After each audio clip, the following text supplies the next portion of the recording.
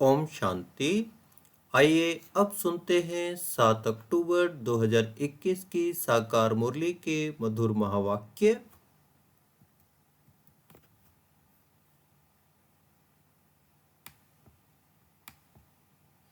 कुछ देर मीठे मीठे बाबा की याद में बैठेंगे।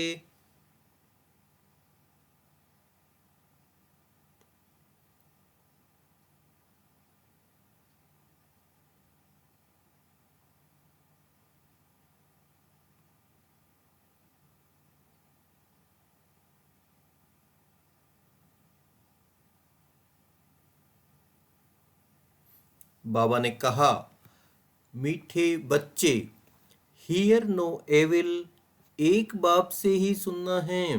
गृहस्थ व्यवहार में रहते कमल फूल समान रहना है। मीठे बच्चे, हियर नो एविल, एक बाप से ही सुनना है। गृहस्थ व्यवहार में रहते कमल फूल समान रहना है। आज का प्रश्न है, किस खेल को यथार्थ रीति जानने वाले बच्चे कभी मूझ नहीं सकते हैं? उत्तर है, दुख और सुख, भक्ति और ज्ञान का जो खेल चलता है, इसको यथार्थ रीति जानने वाले कभी मूझते नहीं। तुम जानते हो, भगवान किसी को दुख नहीं देता, वह है दुख हरता, सुख करता। जब सभी दुखी हो जाते हैं, तब दुखों से लिबरेट करने के लिए वह आते हैं। अंडरलाइन पॉइंट है, भगवान किसी को दुख नहीं देता, वह है दुख हरता, सुख करता। जब सभी दुखी हो जाते हैं, तब दुखों से लिबरेट करने के लिए वह आते हैं। आज का गीत है, यह कौन आया सवेरे सवेरे।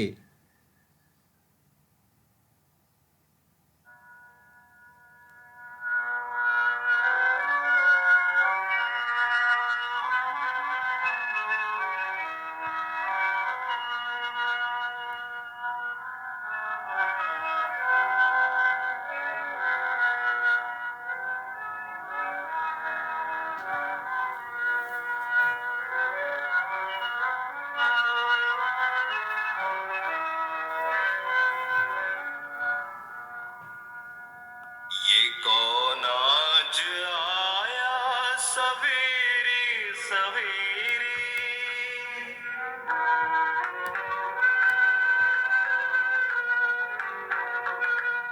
ये कौन आज आया सवेरे सवेरे, के दिल चौंक उठा सवेरे सवेरे।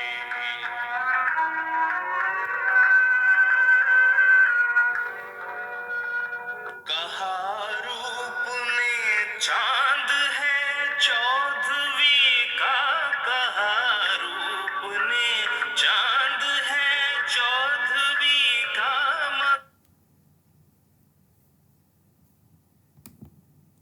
ओम शांति। बच्चों ने क्या सुना? भक्ति का गीत। भक्ति को अंग्रेजी में फिलोसॉफी कहते हैं। टाइटल मिलते हैं डॉक्टर ऑफ फिलोसॉफी। अब फिलोसॉफी, भक्ति तो छोटे बड़े मनुष्य सब जानते हैं। कोई से भी पूछो ईश्वर कहाँ रहते हैं, तो कह देंगे सर्वव्यापी है। यह भी फिलोसॉफी हुई ना। अब शास्त्रों की कोई भी बात बाप नहीं सुनाते। कोई भी भगत को ज्ञान सागर नहीं कहेंगे। न उनमें ज्ञान है, न ज्ञान सागर के बच्चे हैं। ज्ञान सागर बाप को कोई नहीं जानते हैं, न अपने को बच्चा समझते हैं। इम्पोर्टेंट पॉइंट है, अब शास्त्रों की बात बाप सुनाते नहीं हैं। वह सब भक्ति करते हैं भगवान से मिलने के लिए, परंतु भगवान को जानते नहीं, तो भक्ति से क्या फायदा होगा?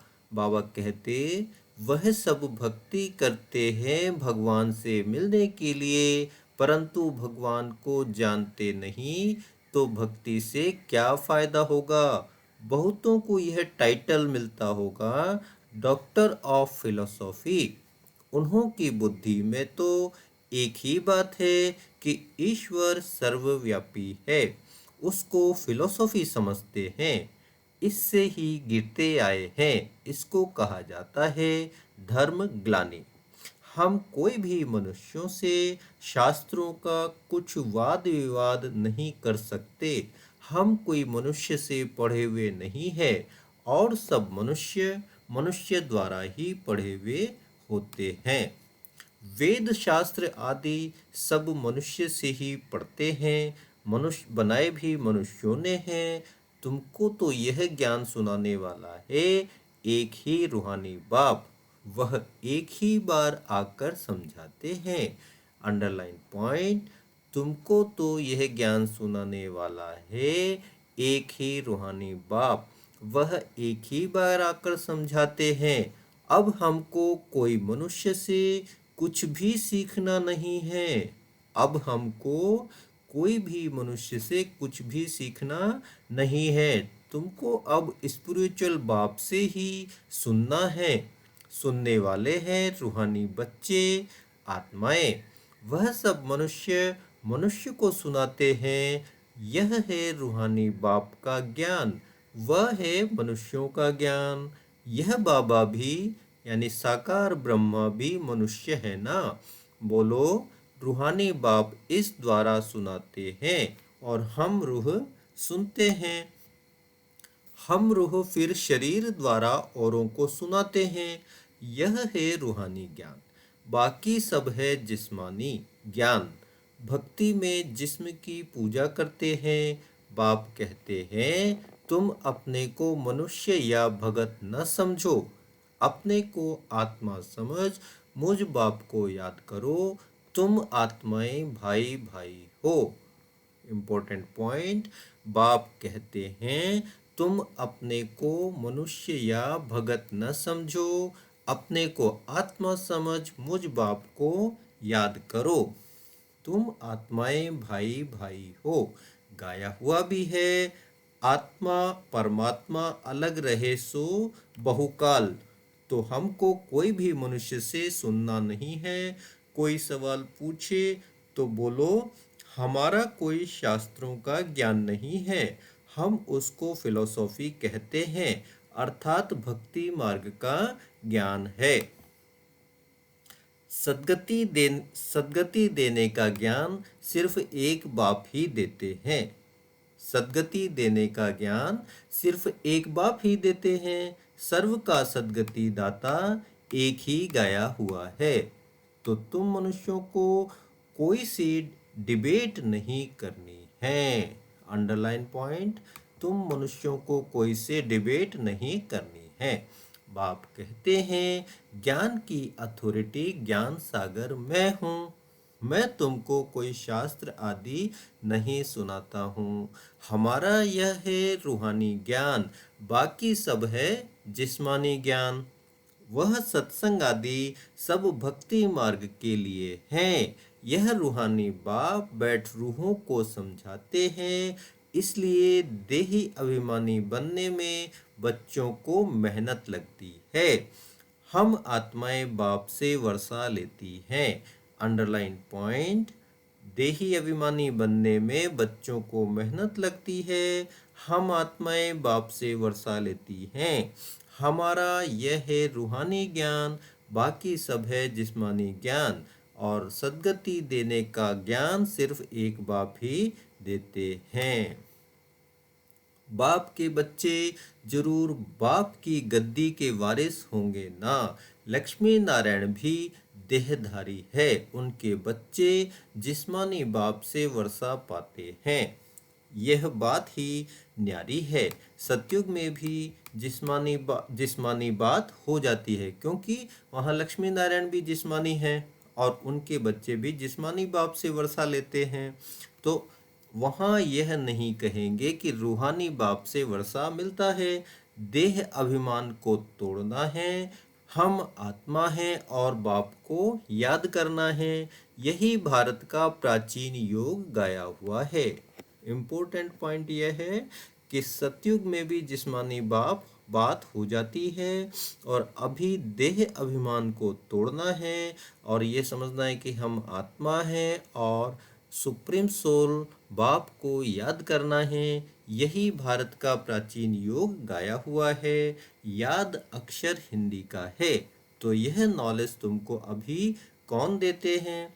यह कोई मनुष्य नहीं जानते हैं।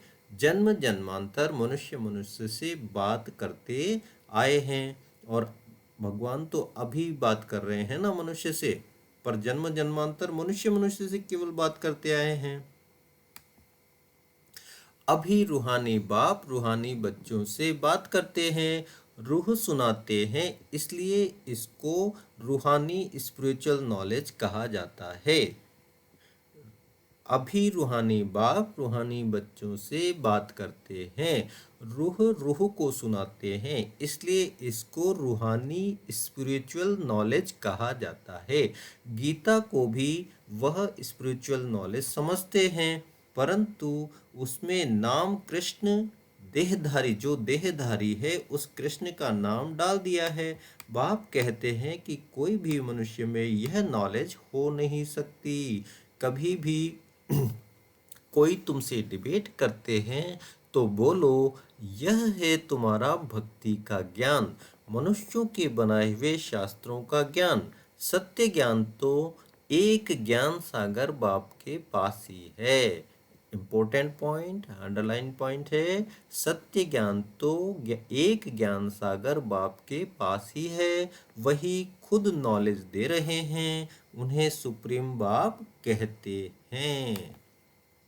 पूजा भी उस निराकार की होती है। अगर और निराकारियों की पूजा होती है तो वह भी उनके बच्चे ही हैं। मिट्टी का शालिग्राम बनाकर पूजा करते हैं, रुद्र यज्ञ रचते हैं। तुम जानते हो वह परमपिता परमात्मा निराकारी दुनिया में रहते हैं। हम आत्माएं भी वहाँ रहती हैं। वह ज्ञान का सागर आकर ज्ञान सुनाए सबकी सद्गति कर देते हैं। इम्पोर्टेंट अंडरलाइन पॉइंट बाबा कहते, तुम जानते हो वह परमपिता परमात्मा निराकारी दुनिया में रहते हैं, हम आत्माएं भी वहाँ रहती हैं। वह ज्ञान का सागर ज्ञान सुनाए सबकी सद्गति कर देते हैं। वह है परे ते परे रहने वाला परमपिता परमात्मा। सभी आत्माएं ब्रदर्स को पार्ट मिला हुआ है, जो फिर शरीर धारण कर भाई बहन बनते हैं। आत्मा सब एक बाप के बच्चे हैं। इम्पोर्टेंट पॉइंट, आत्मा सब एक बाप के बच्चे हैं। आत्मा जब शरीर धारण करती है तो स्वर्ग में सुख और नरक में दुख को पाती है। आत्मा जब शरीर धारण करती है तो स्वर्ग में सुख नरक में दुख को पाती है। यह क्यों होता है समझाया जाता है ज्ञान और भक्ति। वह है दिन वह है रात, मतलब ज्ञान है दिन और भक्ति है रात। तो ज्ञान से सुख मिलता है, भक्ति से दुख मिलता है। यह खेल बना हुआ है। इम्पोर्टेंट अंडरलाइन पॉइंट है, क्योंकि ज्ञान है दिन और भक्ति है रात, इसलिए ज्ञान से सुख मिलता है और भक्ति से दुख मिलता है। यह खेल बना बनाया हुआ है। ऐसे नहीं कि दुख सुख सब भगवान ही रचते हैं। भगवान को बुलाते ही तब हैं जब दुखी होते हैं, समझते हैं वह सुख देने वाला है। फिर जब सुख का समय पूरा होता है, फिर रावण 5 विकारों के कारण दुख शुरू होता है। यही खेल है जिसे यथार्थ रीति समझना है। इसे ही रूहानी ज्ञान कहा जाता है। इम्पोर्टेंट अंडरलाइन पॉइंट है, जब सुख का समय पूरा होता है और फिर रावण 5 विकारों के कारण दुख शुरू होता है, तो यही खेल है जिसे यथार्थ रीति समझना है, इसे ही रूहानी ज्ञान कहा जाता है। बाकी बाकी है सब जिस्मानी ज्ञान, वह हम सुनने नहीं चाहते हैं। बाबा कहते हैं बाकी सब है जिस्मानी ज्ञान, वह हम सब सुनने नहीं चाहते हैं। हमको हुक्म मिला हुआ है सिर्फ मुझ निराकार बाप से ही सुनो। बाप कहते हैं हियर नो एविल, हम एक भगवान से ही सुनते हैं। तुम मनुष्यों से सुनते हो, रात दिन का फर्क है। बड़े बड़े विद्वान शास्त्र आदि पढ़ते हैं, वह तो हमने भी बहुत पढ़े। अब भगवान कहते हैं तुमने गुरु बहुत किए हैं, अब उनको छोड़ो, मैं जो सुनाता हूँ वह सुनो। भगवान है ही निराकार, उनका नाम है शिव, अभी हम उनसे सुन रहे हैं। तो इम्पोर्टेंट पॉइंट्स हैं, हमको हुक्म मिला हुआ है सिर्फ मुझ निराकार बाप से ही सुनो। बाप कहते हैं हियर नो एविल। अब भगवान कहते हैं तुमने गुरु बहुत किए हैं, अब उनको छोड़ो, मैं जो सुनाता हूँ वह सुनो। भगवान है ही निराकार, उनका नाम है शिव। बाप खुद अपना परिचय और अपनी रचना के आदि मध्य अंत का परिचय देते हैं। फिर हम आपसे शास्त्र आदि की बातें सुने ही क्यों? हम आपको रूहानी नॉलेज सुनाते हैं, सुनना हो तो सुनो, मूंझने की तो कोई बात ही नहीं। सारी दुनिया है एक तरफ और तुम कितने थोड़े हो। बाबा कहते हैं बाप खुद अपना परिचय और अपनी रचना के आदि मध्य अंत का परिचय देते हैं। तो फिर उनसे कहो कि फिर हम आपसे शास्त्रों आदि की बातें सुने ही क्यों? हम आपको रूहानी नॉलेज सुनाते हैं, सुनना है तो सुनो। बाप अब कहते हैं मुझे याद करो तो तुम्हारे ऊपर जो पापों का बोझा है वह उतर जाएगा और तुम पवित्र बन जाएंगे। जो पवित्र बनेंगे वही पवित्र दुनिया का मालिक बनेंगे। अभी पुरानी दुनिया बदलनी है। इम्पोर्टेंट पॉइंट है, बाप अब कहते हैं मुझे याद करो तो तुम्हारे ऊपर जो पापों का बोझा है वह उतर जाएगा और तुम पवित्र बन जाएंगे। जो पवित्र बनेंगे वही पवित्र दुनिया का मालिक बनेंगे। अभी पुरानी दुनिया बदलनी है। कलयुग के बाद सतयुग आना है। सतयुग है पावन दुनिया। कलयुग के बाद सतयुग आना है। सतयुग है पावन दुनिया। कलयुग में ही मुझे बुलाते हैं कि आकर पावन दुनिया बनाओ। सो मैं अब आया हूँ, माँ में कम याद करो। अब दुनिया बदल रही है, यह अंतिम जन्म है। इस पुरानी दुनिया में आसुरी राज्य खलास हो, राम राज्य स्थापन हो रहा है।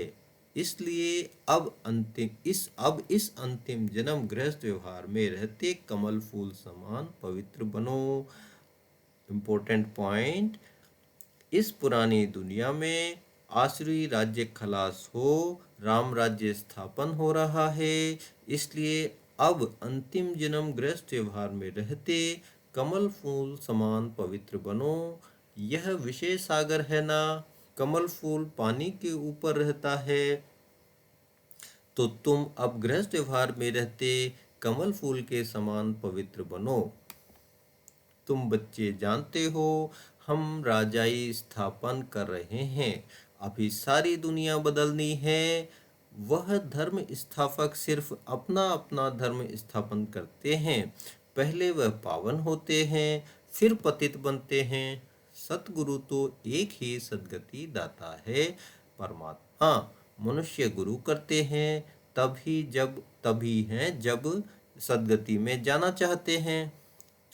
जब पाप बहुत होते हैं तब रूहानी बाप ज्ञान सुनाते हैं। जब पाप बहुत होते हैं तब रूहानी बाप ज्ञान सुनाते हैं। भक्ति का फल ज्ञान तुमको भगवान से मिलता है। भगवान कोई भक्ति नहीं सिखलाते हैं, वह तो ज्ञान देते हैं। इम्पोर्टेंट पॉइंट्स हैं, तुम बच्चे जानते हो हम राजा स्थापन कर रहे हैं, अभी सारी दुनिया बदलनी है। सतगुरु तो एक ही सद्गति दाता है, और जब पाप बहुत होते हैं तब रूहानी बाप ज्ञान सुनाते हैं। भगवान भक्ति नहीं सिखलाते हैं, वह तो ज्ञान देते हैं। कहते हैं मामे कम याद करो तो तुम्हारे विकर्म विनाश होंगे, और कोई पावन बनने का रास्ता ही नहीं। नई दुनिया में सब स्वर्गवासी थे, अब पुरानी दुनिया में सब नरकवासी हैं। इसलिए बाप कहते हैं कि मैं सबका उद्धार करने आता हूँ। मैं ही आकर रूहानी ज्ञान देता हूँ। बाप अपना परिचय दे रहे हैं, मैं तुम्हारा बाप हूँ। अभी यह है नरक, नई दुनिया को स्वर्ग कहा जाता है। ऐसे कैसे कहेंगे कि यहाँ ही स्वर्ग और नरक दोनों हैं। जिनको बहुत धन है वह स्वर्ग में हैं। इम्पोर्टेंट पॉइंट, बाबा कहते हैं मामे कम याद करो तो तुम्हारे विकर्म विनाश होंगे, और कोई पावन बनने का रास्ता ही नहीं। बाप कहते हैं कि मैं सबका उद्धार करने आता हूँ। मैं ही रूहानी ज्ञान देता हूँ। मैं तुम्हारा बाप हूँ। अभी यह है नरक, नई दुनिया को स्वर्ग कहा जाता है। यहाँ पर स्वर्ग और नरक दोनों हो नहीं सकते। स्वर्ग तो होता ही है नई दुनिया में, यहाँ स्वर्ग कहाँ से आया? इसलिए हम कोई मनुष्यों की बात सुनते नहीं। बाप कहते हैं तुमको तमो प्रधान से सतो प्रधान बनना है, तो मामे कम याद करो। सारा दिन बुद्धि में यह नॉलेज रहनी चाहिए। इम्पोर्टेंट पॉइंट, अंडरलाइन पॉइंट, बाबा कहते तुमको तमो प्रधान से सतो प्रधान बनना है, तो मामे कम याद करो। सारा दिन बुद्धि में यह नॉलेज रहनी चाहिए। अच्छा, मीठे मीठे सिकिल दे बच्चों प्रति माता पिता बाप दादा का याद प्यार और गुड मॉर्निंग। रूहानी बाप के रूहानी बच्चों को नमस्ते। हम रूहानी बच्चों की रूहानी बाप दादा को याद प्यार, गुड मॉर्निंग, नमस्ते, शुक्रिया बाबा, शुक्रिया, थैंक यू। अब आज की मुरली से धारणा के लिए दो मुख्य मधुर महावाक्य हैं। पॉइंट नंबर 1, एक बाप से ही रूहानी बातें सुननी है। एक बाप से ही रूहानी बातें सुननी है। किसी से दूसरी बातों का वाद विवाद नहीं करना है। नंबर 2, देही अभिमानी बनने की मेहनत करनी है। देही अभिमानी बनने की मेहनत करनी है। सतो प्रधान बनने के लिए सिर्फ एक बाप की याद में ही रहना है।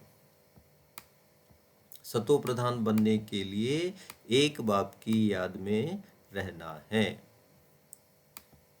अब मीठे मीठे बाबा का वरदानी हाथ अपने सिर पर फील करेंगे और प्यारे प्यारे बाबा से वरदान लेंगे।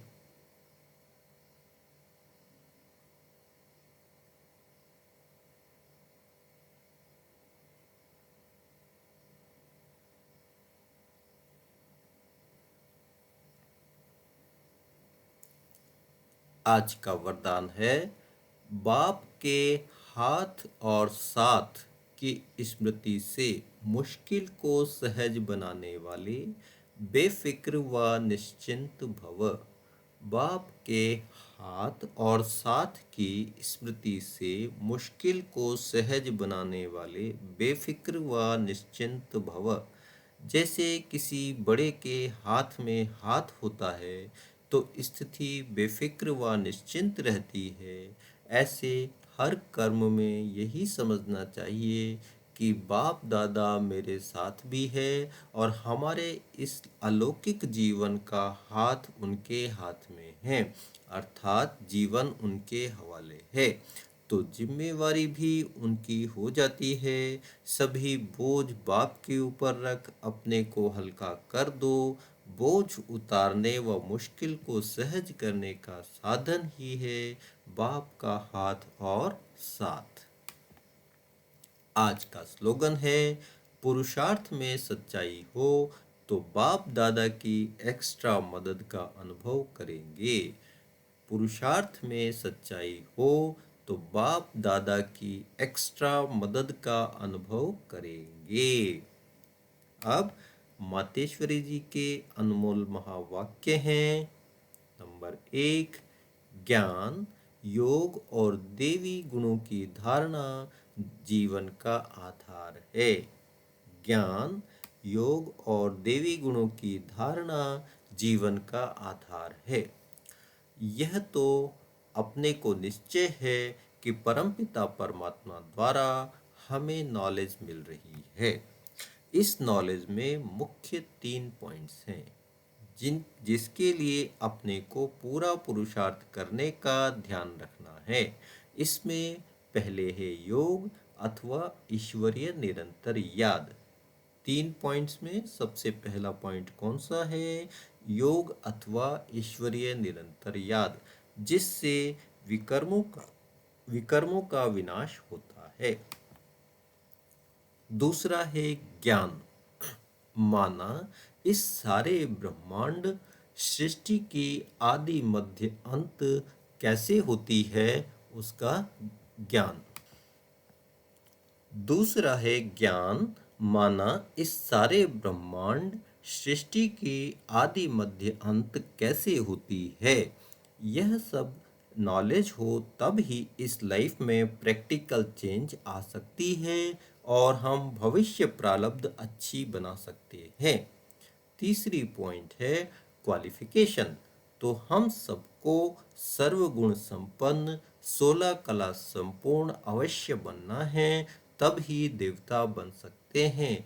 तो अपने आप को चलते फिरते खाते पीते इन तीनों पॉइंट्स पर ध्यान देना जरूरी है। इस एक ही जन्म में ज्ञान बल, योग बल और देवी गुणों की धारणा की जाती है। ये ज्ञान बल, योग बल और देवी गुणों की धारणा की जाती है। तीनों का आपस में कनेक्शन है। ज्ञान नहीं लग सकता और योग बिगर देवी गुणों की धारणा नहीं होती। इन तीनों पॉइंट्स पर सारी जीवन का आधार है, तब ही विकर्मों का खाता खलास हो, अच्छे कर्म बनते हैं। इसे ही ईश्वरीय जीवन कहा जाता है। पॉइंट नंबर 2, भारत का प्राचीन योग परमात्मा द्वारा सिखाया हुआ है। अपना यह ईश्वरीय योग भारत में प्राचीन योग के नाम से मशहूर है। इस योग को अविनाशी योग क्यों कहते हैं? क्योंकि अविनाशी परमपिता परमात्मा द्वारा सिखाया हुआ है। अपना यह ईश्वरीय योग भारत में प्राचीन योग के नाम से मशहूर है। इसको अविनाशी योग कहते हैं क्योंकि यह परमपिता परमात्मा द्वारा सिखाया गया है। भल योग और मनुष्य आत्माएं भी सिखाती हैं, इसलिए योगाश्रम वगैरह खोलते रहते हैं, परंतु वो प्राचीन योग सिखला नहीं सकते। अगर ऐसा योग होता तो फिर वो बल कहाँ? भारत तो दिन प्रतिदिन निर्बल होता जाता है। इससे सिद्ध है वह योग अविनाशी योग नहीं है। जिसके साथ योग लगाना है वह खुद ही सिखला सकता है। अविनाशी योग कौन सिखला सकता है? जिसके साथ योग लगाना है वह खुद ही अविनाशी योग सिखला सकते हैं। बाकी औरों से योग तो लगाना ही नहीं है, तो फिर सिखलाएंगे कैसे? यह तो स्वयं परमात्मा ही कार्य कर सकता है। वही हमें पूरा भेद बता सकता है। बाकी तो सब तरफ कहते रहते हैं हम योग सिखलाएंगे, हम योग सिखलाएंगे। यह तो हम जानते हैं कि सच्चा योग तो खुद परमात्मा ही सिखलाए। सूर्यवंशी चंद्रवंशी घराना व देवी राज्य स्थापन करते हैं। अब वो प्राचीन योग परमात्मा आकर कल्प कल्प हमें सिखलाते हैं, कहते हैं, हे आत्मा, मुझ परमात्मा के साथ निरंतर योग लगाओ तो तुम्हारे पाप नष्ट हो जाएंगे। इम्पोर्टेंट पॉइंट है, सच्चा योग तो खुद परमात्मा ही सिखलाकर हमको सूर्यवंशी, चंद्रवंशी घराना व देवी राज्य स्थापन करते हैं। अब कहते हैं, आत्मा, मुझ परमात्मा के साथ निरंतर योग लगाओ तो तुम्हारे पाप नष्ट हो जाएंगे। अच्छा, ओम शांति। थैंक यू बाबा इन मधुर महावाक्यों के लिए। ओम शांति।